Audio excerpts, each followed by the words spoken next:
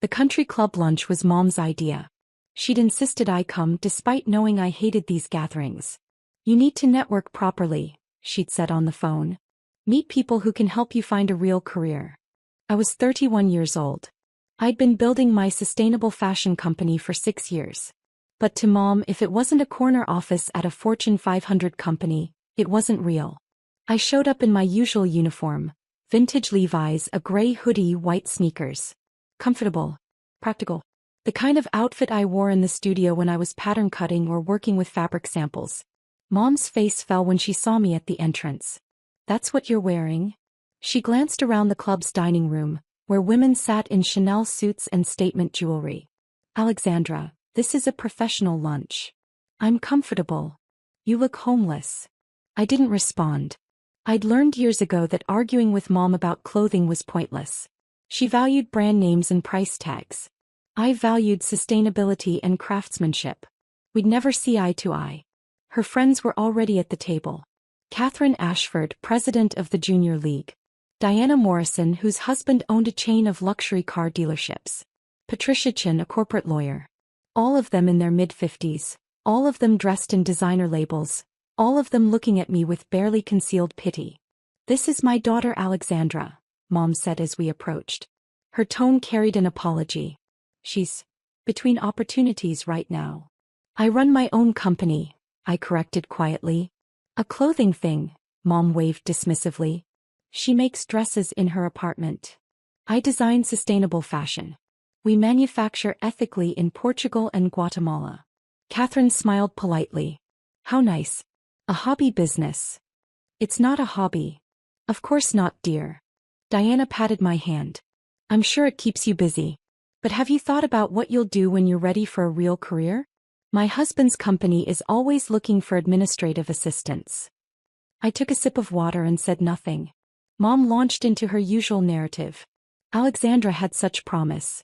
She went to Parsons, graduated top of her class. We thought she'd work for Ralph Lauren or Oscar de la Renta. Instead, she's been struggling for years with this startup that hasn't gone anywhere. We did $4.7 million in revenue last year, I said calmly. Mom laughed. Alexandra, don't exaggerate. You work out of your apartment. I work out of a 12,000 square foot studio in Brooklyn. We have 34 employees. 34. Patricia raised an eyebrow. That's impressive for a small operation.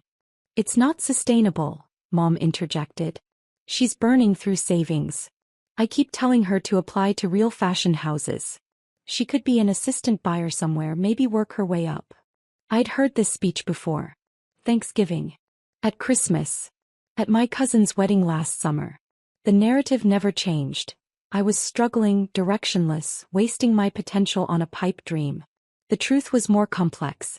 6 years ago, I'd left my position as an assistant designer at a major fashion house after witnessing the industry's waste firsthand. The overproduction, the textile dumping, the worker exploitation in developing countries. It had made me physically sick. So I'd started small. Very small. 10 pieces made from organic cotton and deadstock fabrics, sold through an Instagram account. I'd done everything myself. Design, pattern making, sewing, photography, customer service, shipping. The first year, I'd made $23,000 in revenue and netted maybe $8,000 after materials and shipping. Mom had called it playing dress up. But I kept going. Refined the designs. Built relationships with ethical manufacturers. Developed a supply chain focused on low-waste production and fair wages. Grew the Instagram following from 500 to 50,000 to 280,000. Year 2, $180,000 in revenue. Mom said I was barely breaking even.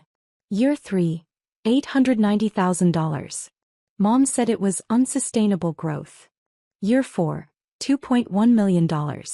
Mom said I was lucky the pandemic made people shop online. Year 5, $3.8 million. Mom said it was probably a bubble. Year 6 just ended 3 months ago. $4.7 million with 32% profit margins and a wait list of 15,000 customers. But Mom had never visited the studio. Never asked to see the financial statements. Never attended any of the industry panels I'd spoken on or the sustainability conferences where I'd been a keynote speaker.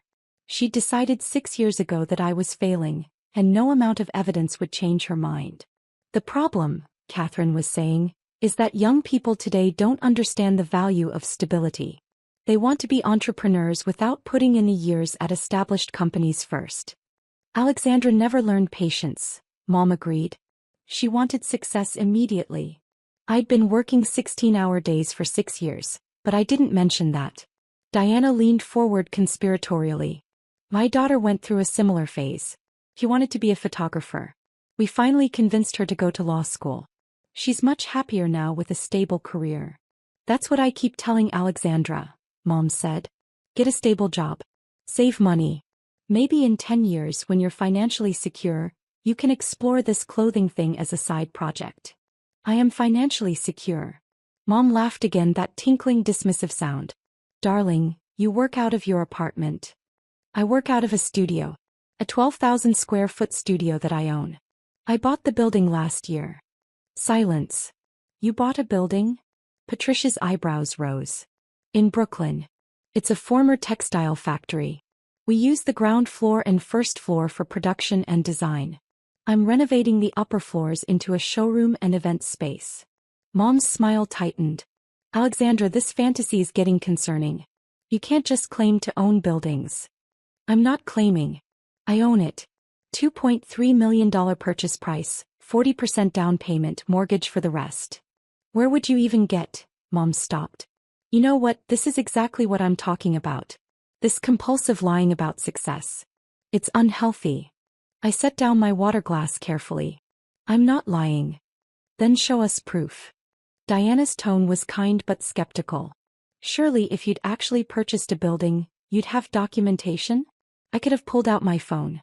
Shown them the deed, the mortgage statements, the photos of the studio.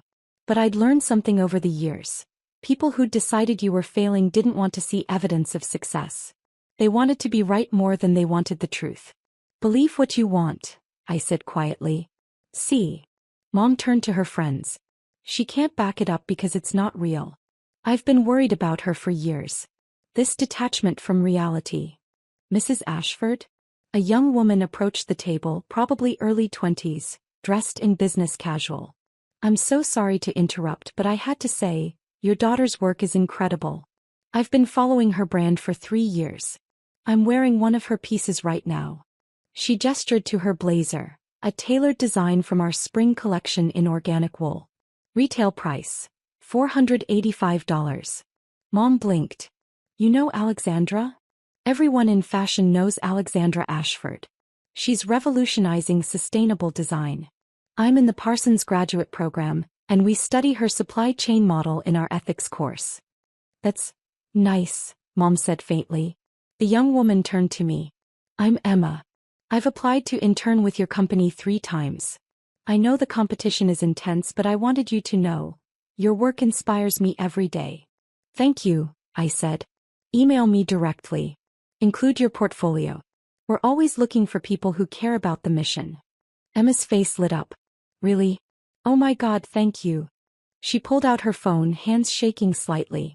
Can I get a photo? My classmates won't believe this. After she left, the table was quiet. Catherine cleared her throat. So you do have some kind of following? She has 280,000 Instagram followers, Patricia said, scrolling on her phone. And oh, there's an article here from Business of Fashion. Alexandra Ashford, the quiet revolutionary reshaping sustainable luxury. Mom reached for Patricia's phone. Let me see that. There are dozens of articles, Patricia continued scrolling. WWD Fashionista Refinery 29. Alexandra, why didn't you mention any of this? I tried. Multiple times. Mom was reading the Business of Fashion article, her face unreadable.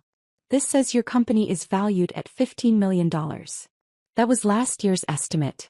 We're projecting $8 million in revenue this year, so the valuation's probably higher now.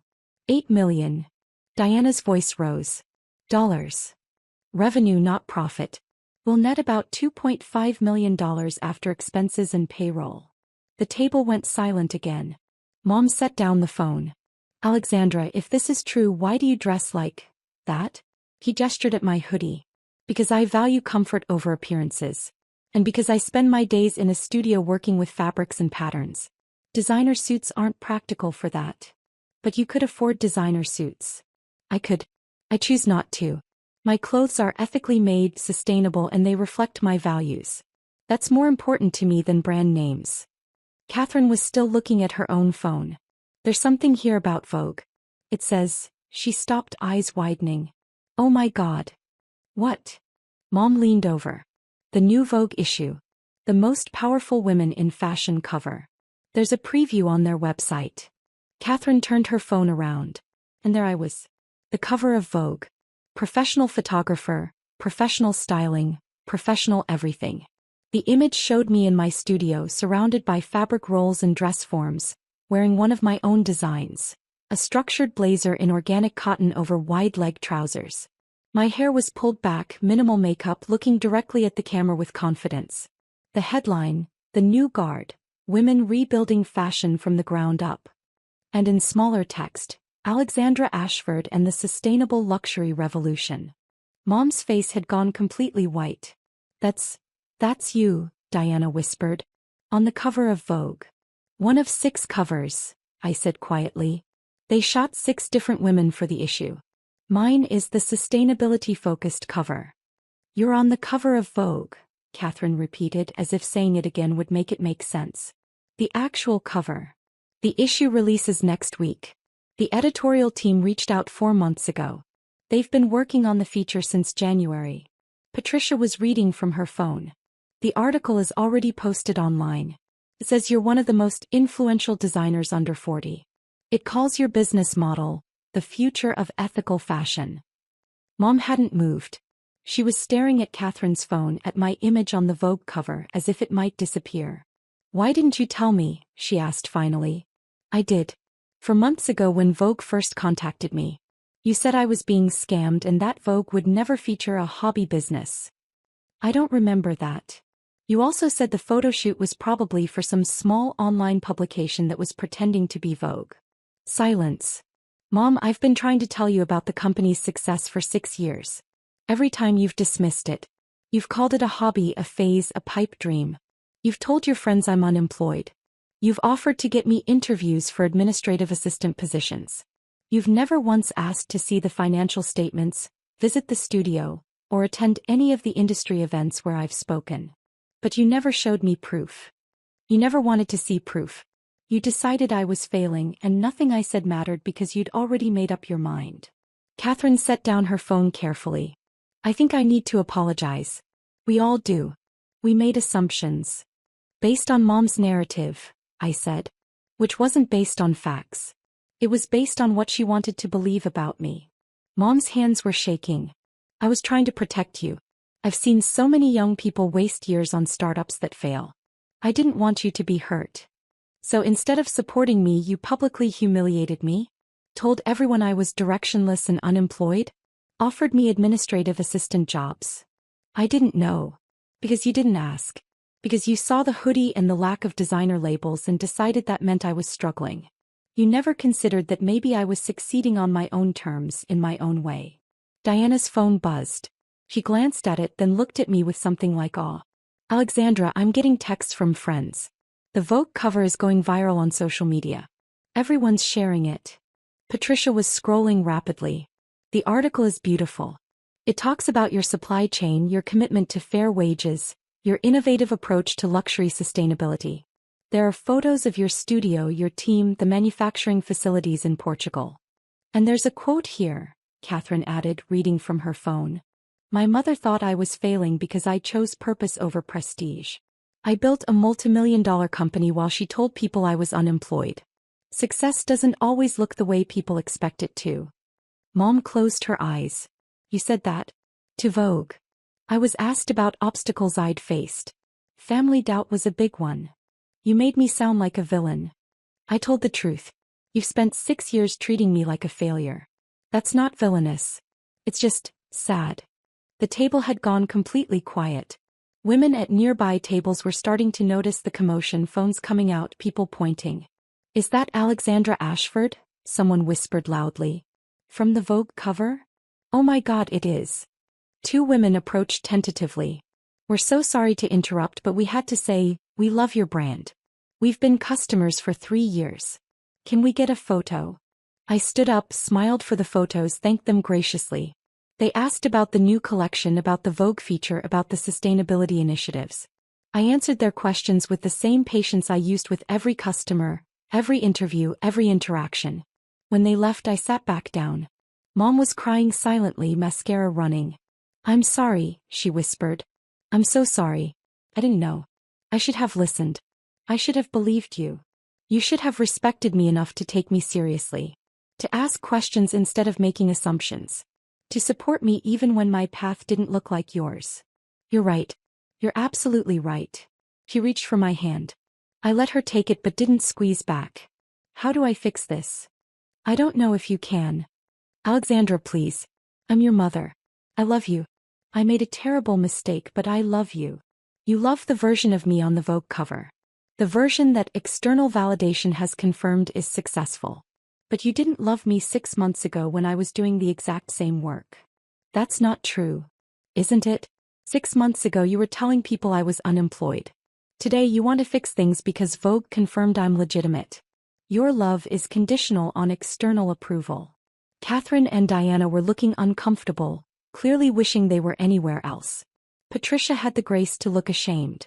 I think we should go, Diana said quietly to the others. They stood, made excuses and retreated quickly. Mom and I sat alone at the table. What do you want me to do? She asked finally. I want you to acknowledge that you were wrong. Not just about the company's success but about the way you treated me. The public humiliation, the dismissiveness, the refusal to listen. All of it. I was wrong. I was completely wrong. And I want you to understand that this isn't fixable with an apology. You spent 6 years making me feel like a failure. 6 years of telling people I was unemployed. 6 years of dismissing my work as a hobby. That damage doesn't disappear because Vogue put me on a cover. He was crying harder now. I'll do anything. Tell me what to do. Start by reading the article. Actually read it. Learn about what I've built, how I built it, why it matters. Not because Vogue says it matters, but because I'm your daughter and my work deserves your respect. Okay. And stop telling people I'm unemployed or directionless or struggling. Stop offering me administrative assistant jobs. Stop acting like my success is temporary or lucky or unsustainable. I will. I promise. And maybe consider why you needed Vogue to tell you I was successful before you believe me. Why my word wasn't enough. Why 6 years of evidence didn't matter until an external authority validated it. She nodded, wiping her eyes with her napkin. My phone had been buzzing constantly throughout the conversation. I glanced at it now. Text messages, emails, Instagram notifications. Hundreds of them. Congratulations on the Vogue cover. So proud of you. You're an inspiration. Your story moved me to tears. From customers, colleagues, industry professionals, former classmates. People who'd been watching my journey, supporting my work, celebrating my success. People who'd believed in me without needing Vogue to confirm it first. I need to go, I said standing. I have a team meeting at 3 and then I'm doing an interview with NPR about the Vogue feature. Can we talk later? Please. Maybe. I need time to process this. Alexandra. I looked at her. Really looked at her. This woman who'd raced me, who'd paid for Parsons, who'd always wanted the best for me. Who'd also spent 6 years publicly humiliating me because my version of success didn't match her expectations. I'm not saying never, I said quietly. I'm saying not today. Not this week. I need space to figure out how I feel about all of this. She nodded, still crying. I understand. I walked out of the country club into the bright afternoon sun. My phone buzzed again. A text from my studio manager. Vogue cover crashed our website. We've had 40,000 new followers in 2 hours. Pre-orders are through the roof. This is insane. I smiled and texted back. Emergency team meeting. Let's figure out how to handle the volume without compromising quality or our ethical standards. Another text, this one from my best friend Maya. Saw the cover. You look like a goddess. Also saw your quote about your mom. Savage but deserved. How are you feeling? I stopped on the sidewalk considering the question. How was I feeling? Vindicated? Yes. Hurt that it took Vogue for my mother to believe in me? Absolutely. Angry about 6 years of dismissal and public humiliation? Without question. But also proud. Because I'd built something meaningful despite the doubt. Because I'd stayed true to my values even when it would have been easier to conform to expectations. Because I'd created jobs, changed lives, and proven that ethical fashion could be profitable. And that pride, that deep, unshakable pride in what I'd built, that existed completely independent of the Vogue cover. I'd been successful yesterday before the cover released. I'd be successful tomorrow regardless of whether anyone else recognized it. That was the real revelation. Not the Vogue feature. Not Mom's tearful apology. Not the viral social media attention. The revelation was that I'd never needed their validation in the first place.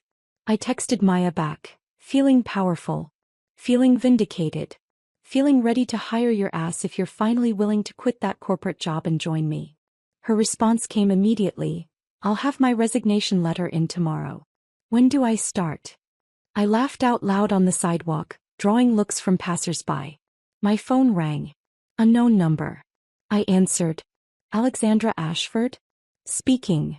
This is James Chin from the New York Times. We're running a feature on the Vogue article and your quote about family doubt.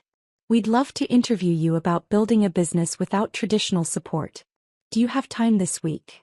Let me check my calendar and get back to you. Of course. For what it's worth, your story is incredibly inspiring. The way you built something meaningful despite the skepticism, that's the kind of resilience people need to hear about. After he hung up, I stood on the sidewalk for a moment watching the city move around me. 6 years ago, I'd started with 10 dresses and an Instagram account. Today I was on the cover of Vogue. Tomorrow, who knew? But the trajectory had always been there. The success had always been building. The only thing that had changed was other people's awareness of it. I'd learned something important over these 6 years. External validation feels good, but it's unreliable. Today Vogue put me on a cover. Tomorrow, someone else would be the fashion industry's favorite story. That's how the news cycle worked. But the company, the real, tangible business with employees and customers and impact, that was permanent. That was what I'd built. That was what mattered. Not the Vogue cover. Not Mom's approval. Not the viral social media attention. The work. The mission. The daily effort of building something meaningful. That was success. And I'd known it all along. Even when no one else did. I walked toward the subway, phone still buzzing with notifications. Another text from Maya. I'm serious about joining you. I've been watching you build something incredible while everyone doubted. I want to be part of that. I smiled and typed, first meeting Monday. Prepare for the chaos. We're about to scale fast. Can't wait. At the subway entrance, I paused and looked back at the country club. Mom was probably still sitting at that table processing everything. Her friends were probably calling everyone they knew, sharing the news about the daughter they'd pitted an hour ago. I felt a moment of sympathy for her. She'd been genuinely trying to protect me from disappointment. She genuinely believed I was struggling. Her intentions, at least, had been rooted in love, even if her execution had been devastating. But I also knew something she was only beginning to understand. Protection built on doubt wasn't protection at all. It was control. It was fear masquerading as concern. Real support would have looked like curiosity. Like asking questions. Like visiting the studio. Like believing me when I explained what I was building. Real support wouldn't have required Vogue to confirm I was legitimate. My phone buzzed again. This time a text from Mom. I read the article. All of it. Including the part about me. You were right. About everything. I'm sorry. I'm so sorry. I love you. I stared at the message for a long moment. Then I typed, I love you too. But love isn't enough. I need respect. I need you to believe in me without requiring external validation. That's going to take time to rebuild. Her response was immediate. I understand. Take all the time you need. I'll be here. I put the phone in my pocket and descended into the subway. The train was crowded, but I found a spot by the door. A woman across from me was reading something on her phone, then looked up suddenly, eyes widening. Are you Alexandra Ashford? Yes. From the Vogue cover? I just saw it. Oh my God. She turned to her friend. This is the designer I was telling you about. The sustainable fashion one. Her friend pulled out her phone, found the cover and gasped. That's amazing. Can we follow you on Instagram? I gave them my handle, answered questions about the new collection, recommended pieces for their body types and style preferences. They thanked me profusely and went back to their phones, probably ordering from the website immediately. That was the real success. Not the cover itself, but what it represented. Connection with people who cared about the mission. People who wanted to shop ethically, dress beautifully, and support businesses that aligned with their values. I'd built a community. A movement even. And that was worth more than any magazine cover could ever be. The subway reached my stop. I exited into Brooklyn, walking the familiar route to the studio. As I approached the building, my building, the one I owned, I could see lights on in the windows. My team was already there, probably managing the website crash, fielding customer service inquiries, coordinating with manufacturers about increased production. I pulled out my keys and unlocked the door. Inside the studio was organized chaos. Fabric samples everywhere, dress forms with half-finished designs, computers open to order management systems, phones ringing constantly. She's here, someone shouted. My team erupted in applause. Have you seen the numbers? My studio manager called out. We've done more business in 4 hours than we did all of last month. Have we maintained production standards? I asked, hanging up my jacket. Yes. We're not accepting orders we can't fulfill ethically. But the wait list has grown by 8,000 people since this morning. Good. Let's talk about scaling production without compromising our supply chain relationships. Conference room in 5 minutes. As I walked through the studio, team members congratulated me, hugged me, showed me social media posts celebrating the cover. These people, who'd believed in the mission before Vogue, who'd worked long hours for fair wages, who'd helped build something meaningful, they were my real validation. In the conference room, I pulled up our production spreadsheets and financial projections. Okay, I said to the assembled team. Let's be smart about this. The Vogue cover is incredible exposure, but it's temporary. What we need is sustainable growth that maintains our values. How do we scale without exploiting workers or compromising quality? For the next 3 hours we strategized. Contacted our manufacturing partners in Portugal and Guatemala to discuss capacity. Reviewed applications from potential new suppliers who met our ethical standards. Planned hiring for the studio. Projected cash flow for the next year. It was the work I loved. The real work, beneath the glamour of magazine covers and viral moments. Building something that mattered. By the time I left the studio at 8 p.m. we had a plan. Careful, ethical scaling. No shortcuts. No compromising the mission for quick growth. My phone buzzed with another text from Mom. Your father and I would love to take you to dinner this weekend. To celebrate properly. And to apologize properly. Would you be willing? I thought about it as I walked to the subway. 6 years of dismissal didn't disappear with one apology. The hurt was real. The damage was done. But she was trying. And maybe that was enough to start rebuilding. I typed, Sunday, 6 p.m. You choose the restaurant. But Mom, this isn't about the Vogue cover. It's about you understanding and respecting the work I've been doing all along. Can you do that? Her response came quickly, yes. I promise. I'll spend all week reading about your company. Everything I should have read years ago. Hey. Sunday then. I put the phone away and boarded the train home. The woman next to me was reading Vogue's online article on her tablet. I could see my own face on her screen, the studio photos, the quotes about building ethical fashion despite skepticism. She looked up and caught me watching. Sorry, I said.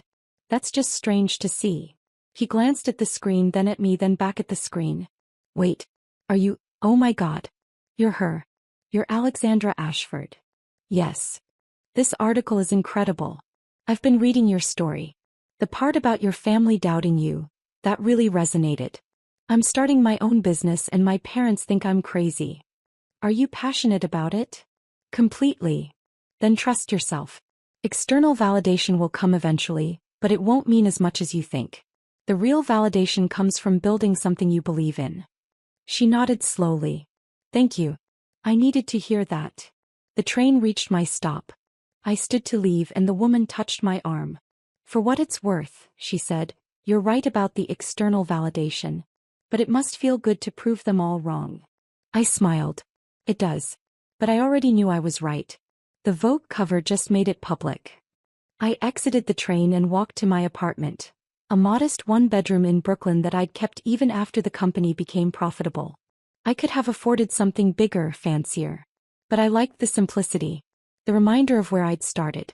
Inside, I made tea and sat by the window looking out at the Brooklyn skyline. My phone buzzed one more time.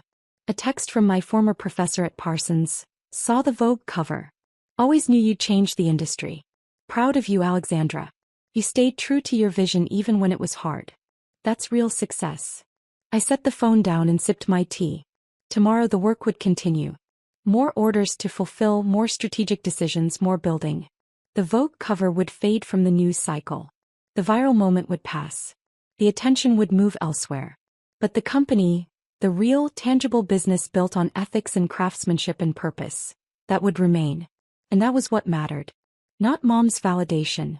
Not the Vogue cover. Not the country club's sudden respect. Just the work. The daily, unglamorous, essential work of building something meaningful. That was the real story. That was the real success. And I'd known it all along.